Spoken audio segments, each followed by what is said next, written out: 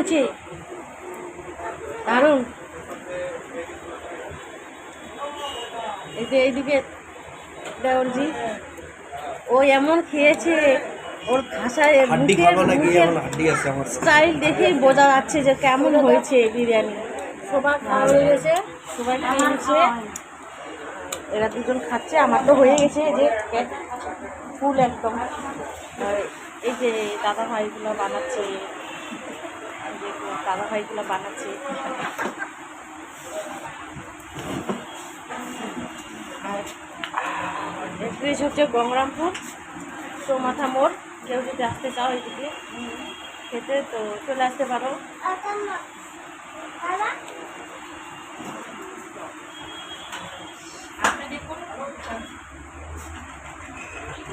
তো সবাইকে tata, good afternoon.